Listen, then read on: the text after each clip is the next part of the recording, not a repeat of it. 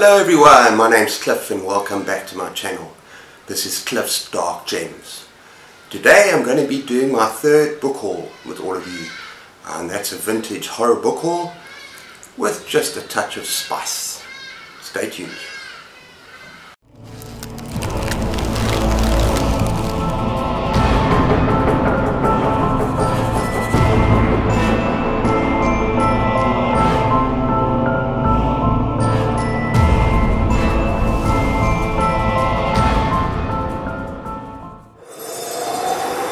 Okay everyone, just to be clear, this is not my GarbAugust TBR.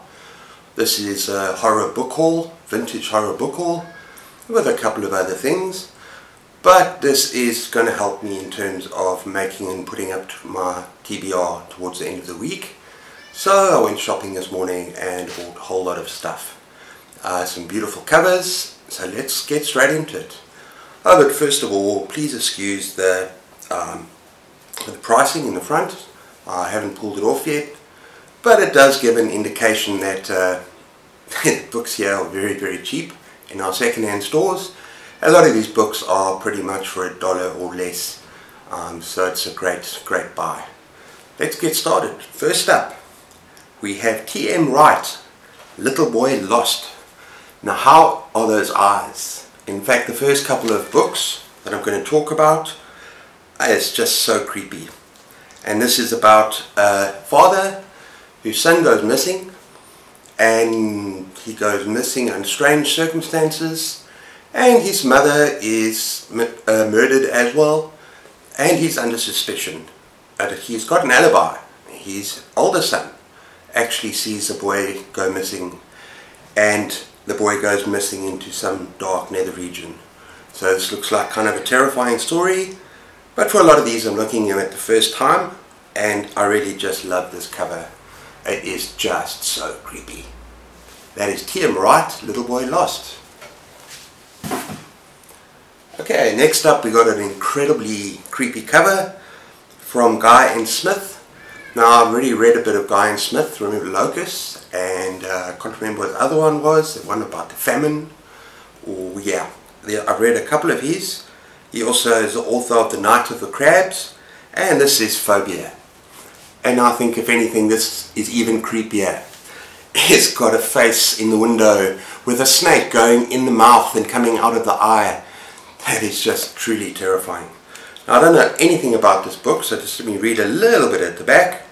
It's a horrifying tale of mind terror, where no secret fear is safe, no nightmare too horrible to come true, and even the grave is no place to rest in peace. So yeah, that is Phobia by Guy and Smith. And we've got quite a few to get through, so I'm not going to stop for each one too long. Next up we have Layman, the Everlasting. This guy looks like he needs some serious skin cream. His face is all cracked and messed up. Let's just see briefly what that's about. It's Scott's grandfather slaughtered his best friend, then committed suicide. Let me guess, somehow he's going to come back. Now the spirit of the murdered man has returned. Yes, I'm right. Seeking the ancient volume that can return him to life forever. And only Scott can stop him. So that is Layman, the Everlasting, who needs some everlasting skin cream, I think. Okay. Next up we have, now I know that I've mentioned this already, but I think this was a movie, and that is Monkey Shines. I don't know whether this came before or after the movie, because I think I know that one of the prompts in GarbAugust is to do some kind of novelist thing where you're copying a movie. I also got The Omen in mind for that. Hopefully one of these two will fit the bill. And this is by Michael Stewart, and a very cheeky looking monkey on the cover. And this is a brilliant student, fine athlete, becomes a cripple. And then he befriends his minder, who is a tiny monkey. And then things go to hell between him and the monkey, and things get kind of dark. That is Monkey Shines. Right, then we have, this is another terrifying cover. I'm not too sure what he's doing with his face here, his fingers here, but this is Ben Leach, The Bidden. Now this is apparently his first novel, horror novel, obviously written in the 70s and the 80s. Another mouth opened in the dead man, a huge red tooth-filled wound, exploding sound into the room. The full-blown bull roar of the, what the hell? Bavani Gorgoneon. Okay, whatever the hell it is, I might have to look that up. Anyway, that is the Bidden. Right. And I'm sure these are all pretty much paperback from hell. And I know that in GarbAugust there's a lot of other different prompts, but I want to get to that a bit later.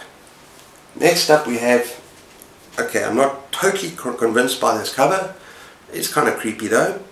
And that is Evil Offspring by J.N. Williamson. And that looks like trees that are coming over this lane. So not totally convincing to me in terms of being terrifying, but it seems like a good read. Conceived in evil, burn of the dead, it lived only to kill. Yeah, conceived of an unimaginable father, delivered of a 6,000-year-old corpse. Okay, that sounds very weird. It defied the five senses, and then they go on to list its five senses. Okay, so that is Evil Offspring. Next up we've got two Richard Layman books, and I know that's one of the prompts, and I'm trying to decide which one I should read for next month. It's about time I read some more Richard Layman anyway. It's a lot of fun. I've only read Funland by him so far. The two options I've got are Richard Layman in the Dark, which I believe is one of his more popular ones, and basically it is, I think it's a fight to survive. There's going to be a little bit of a gore, a little bit of splatterpunk stuff, normally that happens in the end. But yeah, this looks like a lot of fun. And the other one is Midnight Lair. Richard Layman, Midnight Lair. And I love this cover. And I'll tell you why this one appeals to me more, is because on an earlier video I talked about my deepest, darkest fears. And I said that one of the things that I was very fearful of is enclosed dark spaces.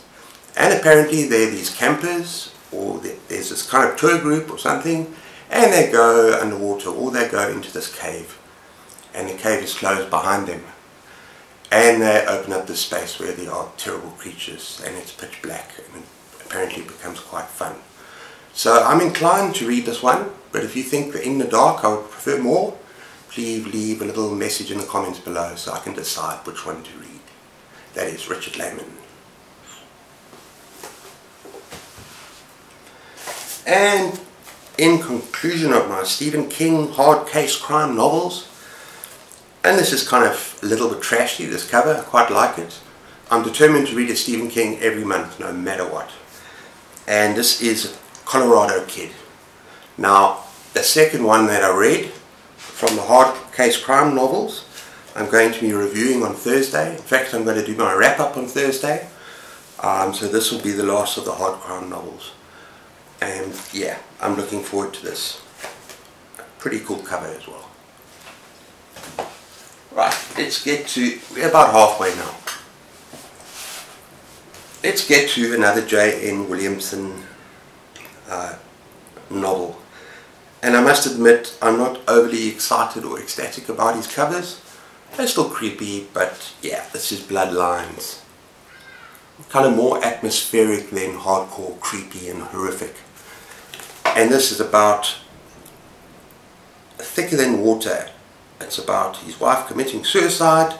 She has seen the horrible things Madison had done to their son, and with the knowledge that their daughter would be next.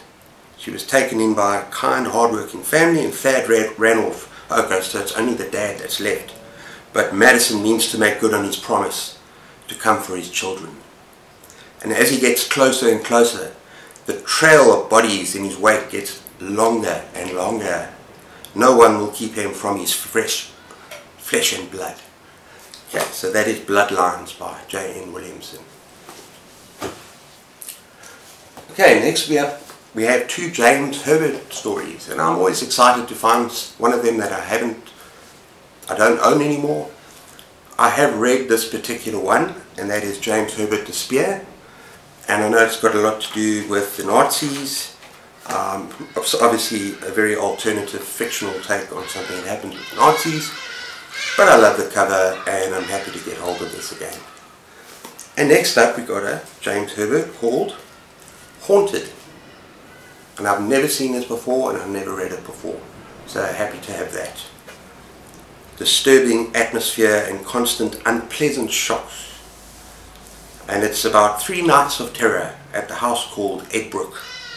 3 nights in which David Ash, there to investigate a haunting, will be victim of horrifying and maleficent games.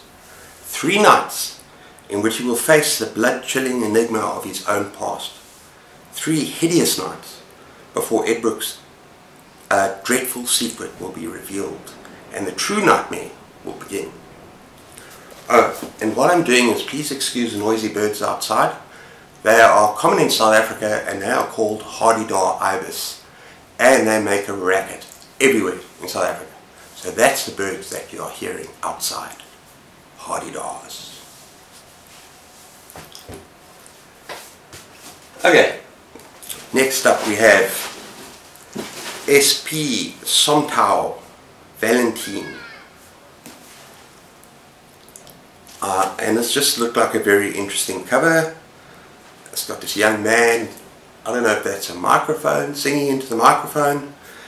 I think this is part 2 of a vampire tale, and it's basically about a boy that disappears, and he's a teenage rock star, and yeah, it's just all about vampires and chaos and evil.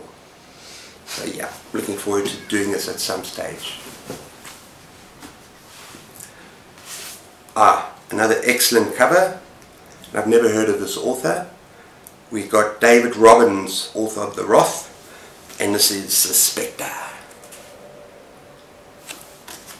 And this is a mound of freshly piled earth trembled fiercely. The sound of desperate clawing grew louder and louder until finally a hand burst forth, pushing itself into the world like a child from a hellish womb. Ooh, I love that.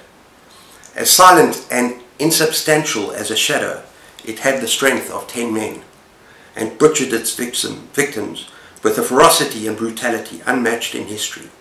It had come back from beyond the grave, and no one knew how to send it back.